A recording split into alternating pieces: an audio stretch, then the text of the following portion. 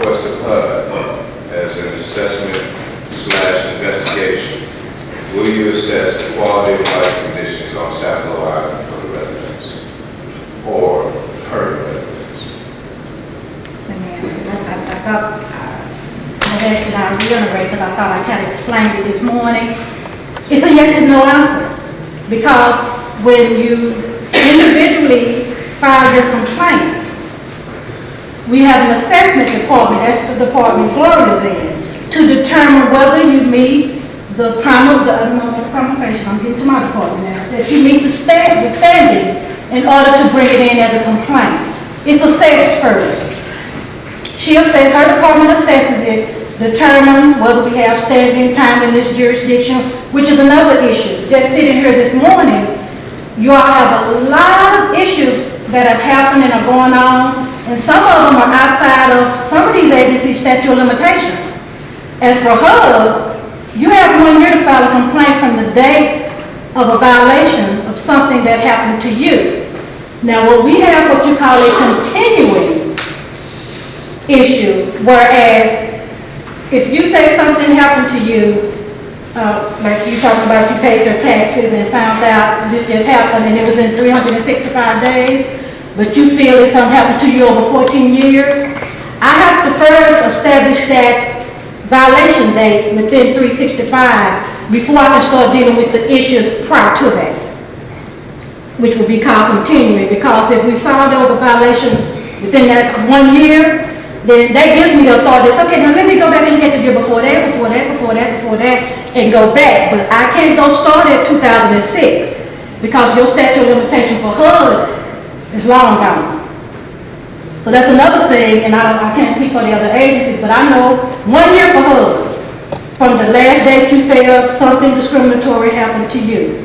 So when you talk to Ms. Gloria or somebody in her department, and she asks you, tell me the last time you said you were discriminated against, and you can't tell it happened between, what's the day, the 14th of July and July the 14th of 2011, it may be time barred for us because you didn't get it in time. Can I ask a question? Yes. But I did not find out about this until last year, when the man first told me about it. Oh, and that's what I was saying. When last year? Was it before July that you learned about it? It was, no, it was in September of last year. Okay. When it was represented to me and I saw the error. Okay, well, you still good. You still good. That's what I'm saying. You still good. But if it was, you found out in June, I'd be like, oh, you're a month too late. And I sympathize with you, but my statute only gives me them 365 days to deal with your issue. I'm going to take those people tomorrow too. Bring them on. So yeah, then now once I got you in, we got that established time frame. Yes. Now you can say, okay, I've been paying these taxes for the last 10 years, and I feel that they've been doing the same thing. Now I got that authority when I go to whoever the tax assessor's office, McIntosh. I say, okay, show me everything for Mr. So-and-so that you have. I want everything. Right. They can go back to the first day you start paying. It can be 40 years ago. I don't care. But I have to have the authority to do that. I just can't walk in willy-nilly asking for stuff. I have a statute I have to work within. 1 year for HUD. And let's also don't forget though, it has to be connected to your membership in protected class. I mean, bad things happen to people all the time that break your heart. But if there's not a connection between your race and that thing that happened, you got to be able to explain to us why you think it's your race that's the reason behind what happened. And I don't mean for you to tell me right now. No, we just saying. I'm saying that's what the assessment process. They're overcharging you because you're African American. When I started doing my investigation, I'm not only looking at your records, but now I'm looking at every person who paid taxes within the last year who are not of the same color you are. I'm looking for that. But let me further this along here. I have not, and I don't want to mislead you saying that, no, it's a race issue or anything, because I mentioned about Attorney Nelson, who you all don't know, and I asked him about this. He said, join the bandwagon. He said, I just was talking to a gentleman with the same issue.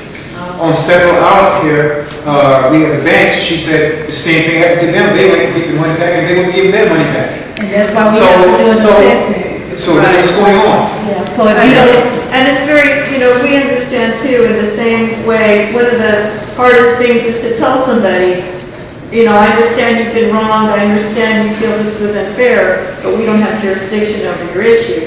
You know, we're gonna end up telling some of you that we don't have jurisdiction over your issue. And it's not to put you down, but some of the things just, there's not a connection with your race. It just wouldn't be with her, but one of these other entities may be able to help you because their statute is different from ours and their basis is different than ours. Well, just like you said, you know, you're going to point us down to Yeah, we will refer you, we just won't say we can help you. One of the agencies who came here has been keen to help us with the issue, that's why so many of them. Yeah, That's that's right. right. That's right. And it's our job, you know, it is our job to do the assessing. So if you feel, you know, if you feel in your gut that this is happening to me because of my race, you know, it's our job to take all the information from you that we can, to ask you other questions. And then we try to determine, okay, do we think we have jurisdiction over this person's claim? If we do, then it's going to go to investigation. But that's what the process is. We don't come in assuming that the allegations you make, that's the way it was. Let me understand. Maybe I'm mixed up or just not. No, we have to do big verification. Do every situation that arises, say like mine, it's different. It's a different situation. It all begins at you. It all begins in her department, we have three departments. If it's housing. Like, If it's everything housing, yeah, yeah. That's how we do it. Your case is one that we will look at, but, you know, what she said is true. Your case has gone through the court system, so the standard by which we will measure whether or not we are able to get involved is going to be high, because the assumption is that when you were charged, that you had legal counsel, and that if there were any discrepancies or errors, that your lawyer would have had a chance to address those during the process. And so there are a bunch of questions that need to be asked before we can make an assessment of whether or not we would think that you might have been discriminated against on the basis of your race. Now on the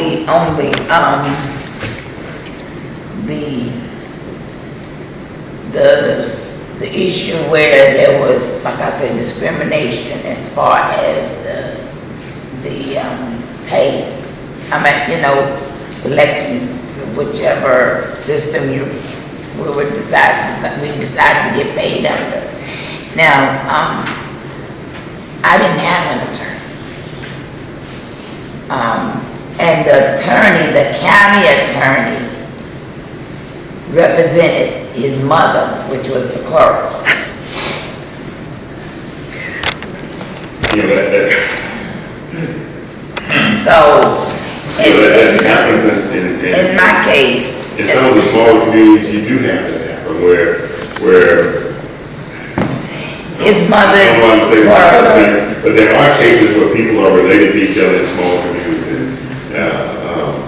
And so you just have to look at that and you make a closer analysis of what was going on. But she said she did not have representation. She didn't have legal representation. Hold on one second. She didn't have legal representation. So we need to understand what she initially stood up and talked about criminal prosecution for, I think, $142,000. That was a different case. Well, but then what I'm concerned about. That was a different And see, case. that's just an example of what I'm talking about. I mean, I don't know when you switch from one case to the next case. Right. And so unless I ask or unless you tell me, I'm assuming that you're talking about the first thing you stood up and talked about. No, that's why I was saying one was on. One what though? So let's talk about language here, because we, and I will put myself under the bus.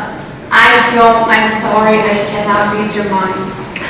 So when we talk about things, and we are here to listen today, we encourage you to tell us the details of your story. So when we use pronouns like they, those people, the county even, that's a very large umbrella term. So When I started, I thought it was understood that I was talking about the case with the $142,000. question before it went down. Don't assume just because we can't No, follow. no. When I began talking about that. That's what I did. But what I'd like to do is ask a question, Sister Adams. Because I know we had that case, I heard the communication, but I feel we're getting lost, and I know each one of these entities is going to give you their card for communication. Am I wrong in saying that?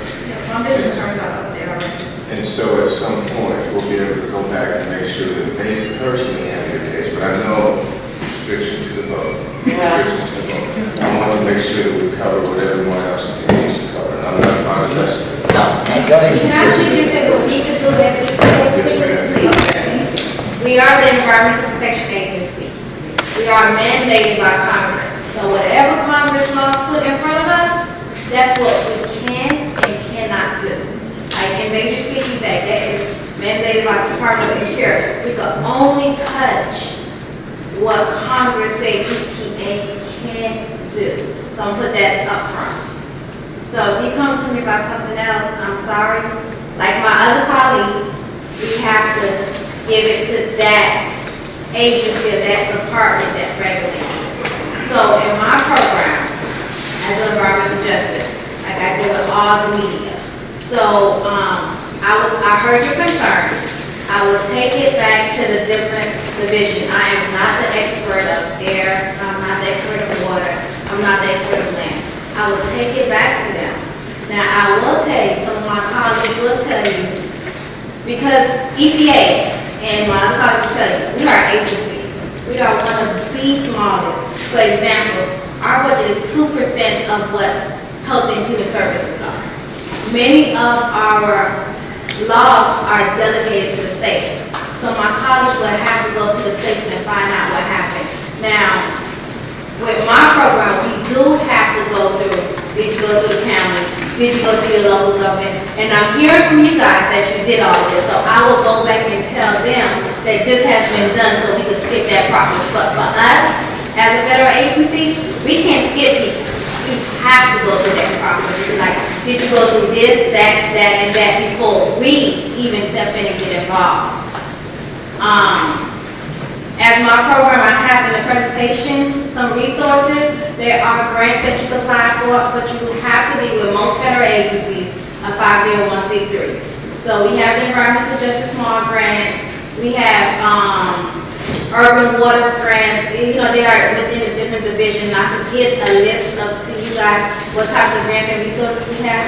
And we also have an avenue, once I get to learn the issue better, the details, where I can apply to headquarters in DC to be like, can you give me contract money so I can help this community, whether it's community development, whatever it is that I can do from within the laws that Congress mandated for us to do, I can do. Like if you want something like housing, Hub and I have to partner, and we do have a partnership going on with us in transportation, where we could partner and come together. But again, we are limited. All of us is going through this with budget. We are limited what we can do and what we cannot do. And another thing, I wanted to say something else. Oh, Title VI. Environmental justice is not law. It is executive order. Law and executive order are completely different. It is executive order that was done by President Clinton in 1994. If there is a federal complaint that has to do with race, sex, origin, whatever it is, it has to be done through Title VI. Now, if you file a Title VI complaint, and my counterparts, especially DOJ, can help me because I'm not the expert of Title VI.